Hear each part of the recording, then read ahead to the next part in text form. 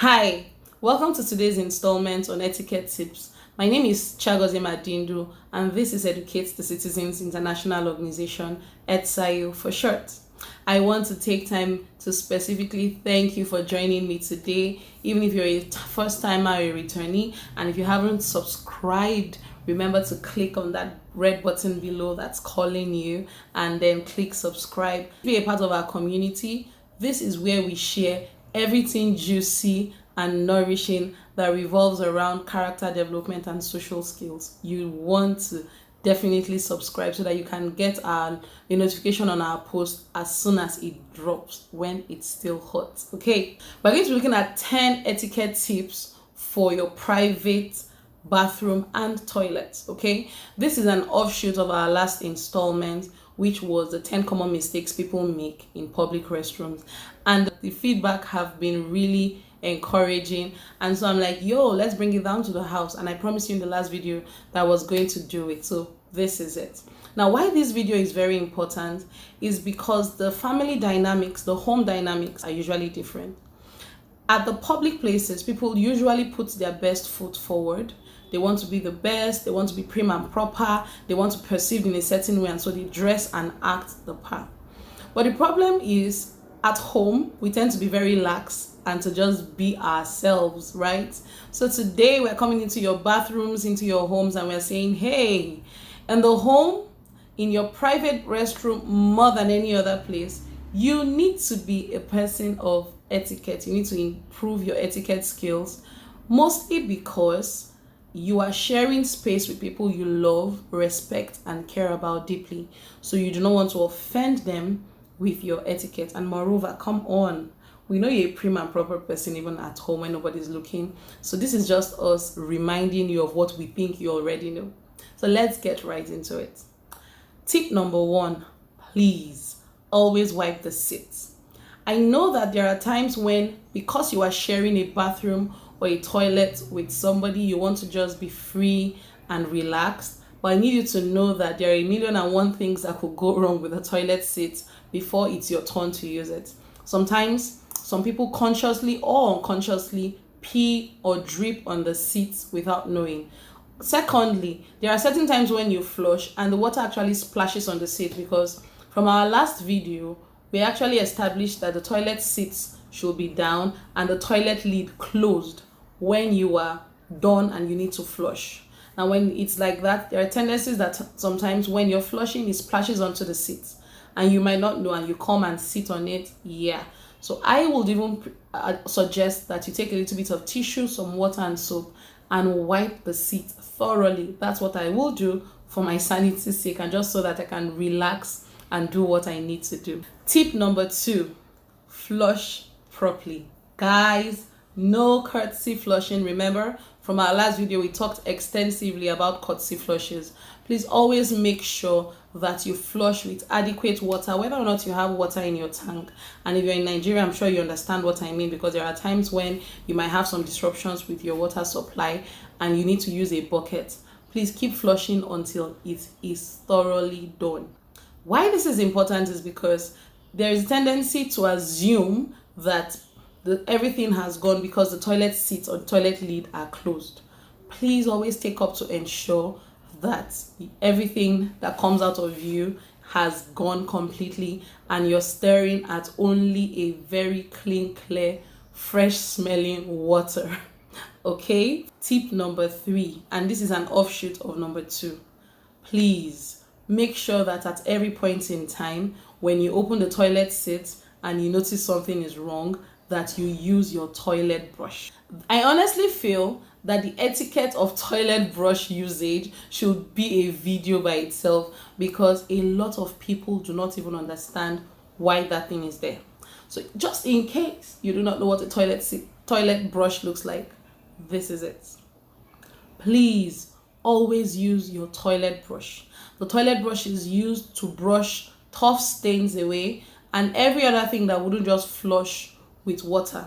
So you don't use it to push in the things that came out of your body. Yikes, no, that's not what I'm saying. I'm saying that if anything gets stuck to the inner parts of the toilet and won't flush, won't leave just by mere flushing. The essence of the toilet brush, apart from using it to wash the toilet when you need to, is actually to get rid of those stains. And then the toilet brush has to be properly rinsed before putting it back into the toilet brush case.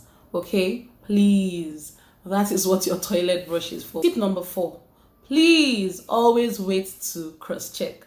Now, don't assume again after you have used your toilet brush that everything has gone. Always double check. It takes you less than 5 seconds to lift the seat and check to make sure that you are leaving the place a lot better than you met it. Tip number 5, if you use a product in the toilet or in the bathroom and it finishes in your care, please do everyone a favor to replace it.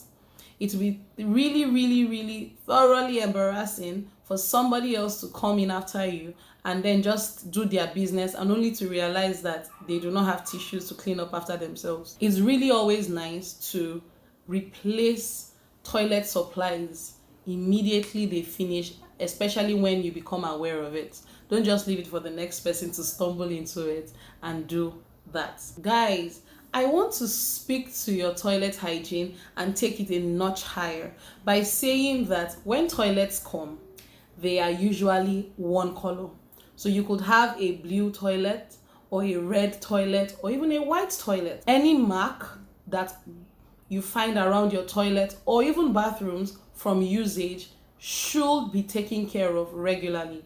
And I'm speaking to the brown linings like this. Yes, the brown linings inside the toilet that come from the use of bad water or not washing the toilet properly or just leaving the toilet for a long time without being used.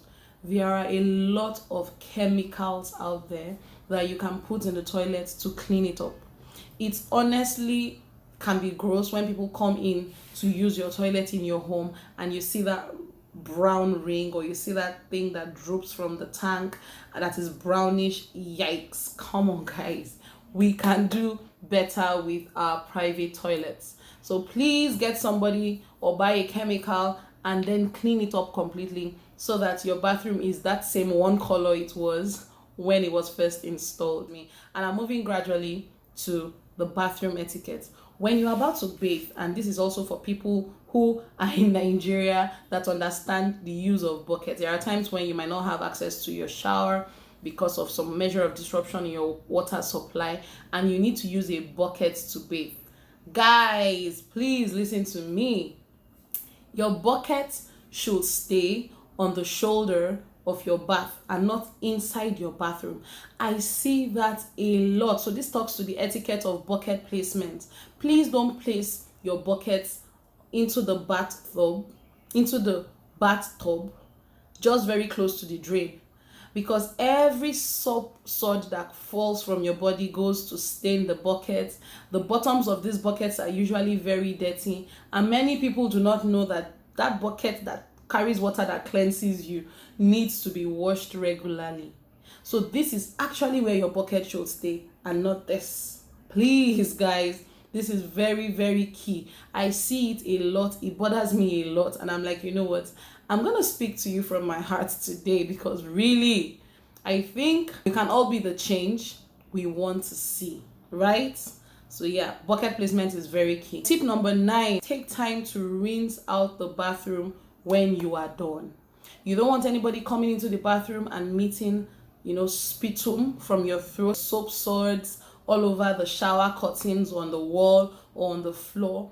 Do well to rinse out your bathing water, the soap suds thoroughly from both the walls and the shower curtains. I know your shower curtains are there to give you some measure of privacy for some. Other people use it to prevent water from just, spilling all over the tiles or the floor. But whatever be the case, when you're done, you want to make sure that you leave the place a lot better than you met it. Okay?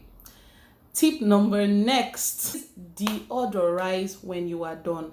Whether it's from the bathroom or from the toilet, one of the things you must always have in your toilet is a toilet spray, an air freshener that you can use to spray around and make the place smell really, really fresh.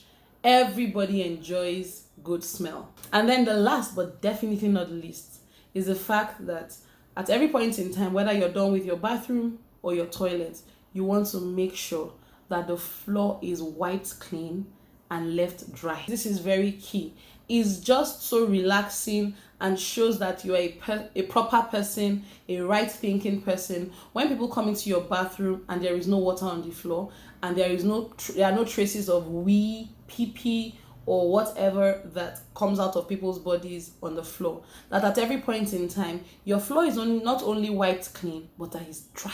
And we are committed to raising a mannerly generation, and we are transforming the world one mind at a time. I'm hoping that this video blessed you. If it did, remember to share, subscribe, and leave a comment on what tip hit you the most.